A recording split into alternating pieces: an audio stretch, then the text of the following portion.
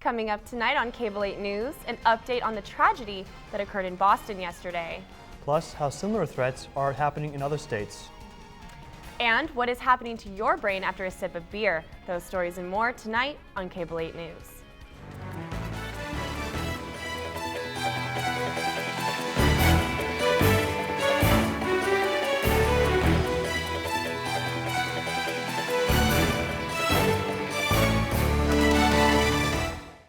Good evening, I'm Brenna McCadden. And I'm Craig Wheeler. Thanks for joining us tonight. Americans everywhere gathered today to pay their respects to the families, friends, and victims affected by yesterday's bombings at the Boston Marathon.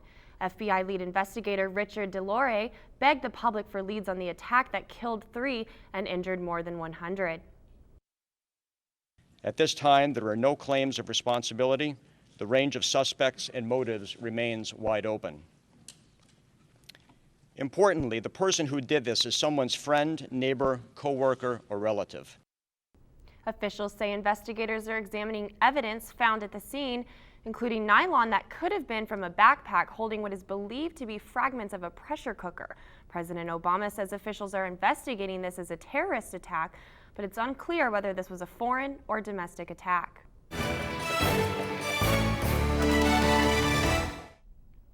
Good evening, I'm Brenna McCadden. And I'm Craig Wheeler. Thank you for joining us tonight. The Department of Energy disclosed Friday that hundreds of gallons of high-level nuclear waste has been leaking for years near the Columbia River in Hanford. Washington Governor Jay Inslee says he will take legal action if necessary to force the government to clean up the waste. The underground tank in question holds almost 500,000 gallons of waste and has been leaking around 300 gallons per year.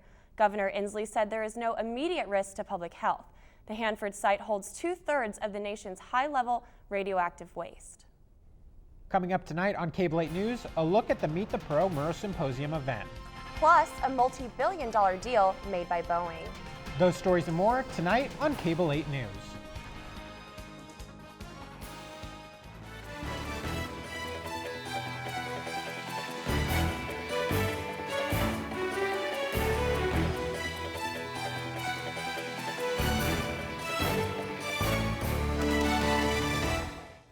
Good evening, I'm Connor Gimpetri. And I'm Brenna McCadden. Thanks for joining us tonight. Coming up tonight on Cable 8 News, a suspect in the David Warner altercation makes a first court appearance. Plus, how you can keep up with social media from the grave. Those stories and more tonight on Cable 8 News. We have Alex Pearl standing by in our control room. So Alex, what is RHA? Hey Brent, RHA stands for Residence Hall Association, and if you've lived in a dorm, then you have them to thank. McCroskey, Wilmer Davis, Regents, and the soon-to-be-completed North Side all represent diverse on-campus living arrangements, and they all have one thing in common. The Residence Hall Association. Ryan Bay, Executive President of the Residence Hall Association, explains that RHA is not just another student organization on campus. It's a dedicated group to affect change.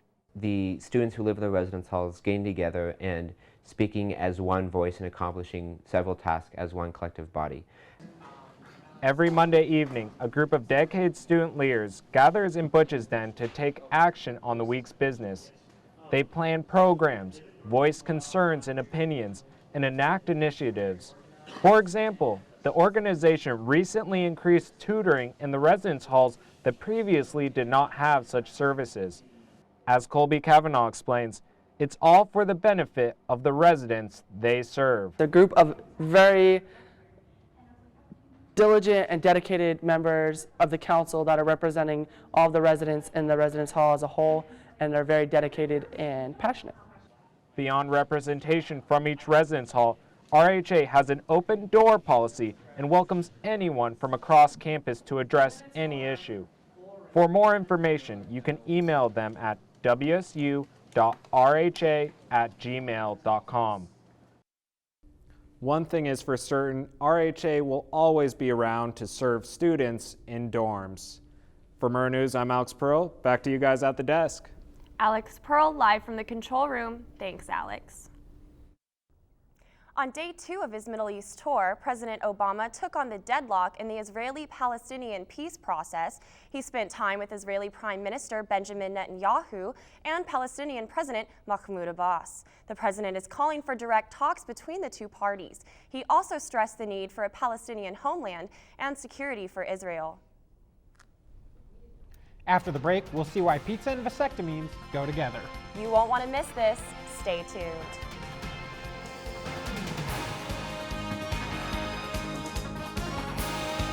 Gay and lesbian couples in Illinois scored a Valentine's Day victory today. The Illinois Senate passed a bill allowing same-sex marriage. The bill passed the Democratic-led Senate 34-21 and will now move on to the Illinois House. Although it's predicted to be a tough fight, the measure is expected to pass. Illinois would be the 10th state to legalize same-sex marriage amid growing support nationwide. Washington State Governor Jay Inslee has sent U.S. Attorney General Eric Holder a letter detailing the state's efforts to create rules for a legal market for marijuana. Inslee wrote, "The world is watching, both Colorado and Washington, as the states implement last fall's votes approving recreational use of marijuana. It is unclear whether the federal government will stop them from their plans." Thank you, Nick. A U.S. district judge ruled today that Transocean will pay $1 billion in civil penalties for its role in the 2010 Gulf of Mexico oil spill. The judge's ruling is just a week after the company pleaded guilty to a misdemeanor charge and will pay $400 million in criminal penalties to the federal government. Transocean owned the Deepwater Horizon drilling rig that exploded and sank on BP's Macondo well, killing 11 workers and caused the nation's worst offshore oil spill. A new study shows bad news for women that undergo hip replacement surgery. According to a large U.S. study, women who have already had a hip replacement are 30% more likely than men to need a second replacement surgery. The study also finds that this is because women tend to have smaller joints and bones, which result in smaller hip replacements. The study says the smaller replacements are more susceptible to breaking. Jury selection for Richard Beasley's trial began today in Akron, Ohio. The Craigslist killer used the website to lure victims under false pretenses of an available caretaker job that didn't actually exist. Beasley faces the death penalty for the multiple murder charges, as well as attempted murder, kidnapping, aggravated robbery, and identity theft, among others. Beasley's teenage accomplice, Brogan Rafferty, had his trial in November and was sentenced to life in prison without parole. The new design for the WSU Visitor Center is complete. The schematic diagrams for the proposal are now ready for review. The Board of Regents will vote in the morning on whether or not to approve the plans. If approved, the facility will be paid for with money obtained from the sale of the former Cougar Depot building, as well as from private donations. The Pentagon confirmed today North Korea may be capable of nuclear strike. The Defense Intelligence Agency assesses with moderate confidence that the country has developed a nuke small enough to be carried by missile. The study, which was conducted last month, predicts such a missile would unlikely be reliable. Google is making it possible to control your online data even after you're dead. Through Google's Inactive Account Manager, people can share their email and other digital service data with whomever they choose. After a specified amount of inactivity, known as a timeout period, a predetermined person of your choosing will be sent a notification allowing them access to your personal information. An unattended backpack closed 3rd Street and Yesler Way in Seattle this morning. The streets were shortly opened after Seattle police determined the bag did not contain explosives. The bag was examined by a bomb-sniffing canine and a bomb robot. Police say the backpack contained a hairdryer and electronics. Police spokeswoman Renee Witt says the officer found the bag on a patrol that was ordered in the wake of Monday's explosion at the Boston Marathon. The Washington State Senate has approved a measure eliminating marriage as a defense against allegations of some forms of rape and sexual assault. The measure that was passed on a unanimous vote yesterday would remove the spousal exemption from both rape in the 3rd degree, in which no physical force is used, and from taking indecent liberties. The state removed the marital exemption for 1st and 2nd degree rape in 1983. The measure now heads to the governor's desk. Passengers of American Airlines were outraged today when the airline canceled and delayed hundreds of flights. The airline claims their key computer system used to run many daily operations failed unexpectedly. Passengers from coast to coast were stranded at airports and on planes. As of mid-afternoon, American Airlines had canceled more than 700 flights and delayed yet another 765. One sip of beer may lead you to drink more. A new study shows that one taste of beer releases more levels of the hormone dopamine, which controls the reward and pleasure centers of the brain. This is the first experiment in humans to show that taste without intoxication promotes the brain's reward centers. That's all the news we have for you tonight. Tune in every weeknight at 7 and 10 o'clock. Have a good night.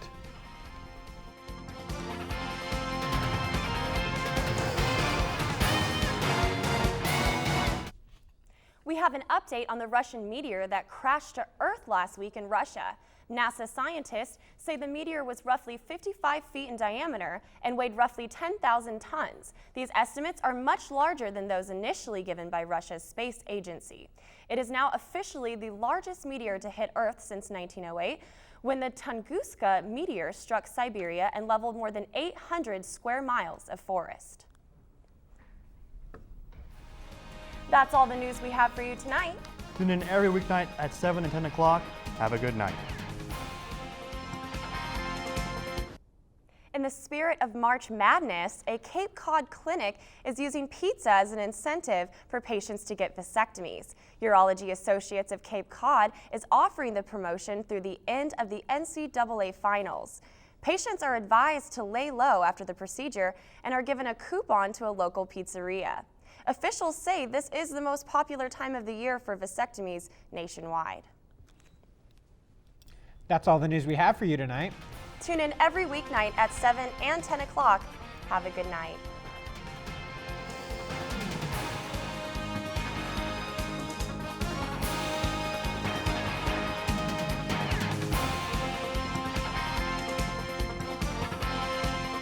Seattle native Ben Haggerty, better known as Macklemore, has surpassed 100 million views on YouTube with his top hit, Thrift Shop. The song has been #1 on Billboard's Top 100 for the 4th straight week. This is the first time a Seattle artist has a #1 song since Sir Mix-a-Lot's Baby Got Back in 1992. That's all the news we have for you tonight. Tune in every weeknight at 7 and 10 o'clock. Happy Valentine's Day.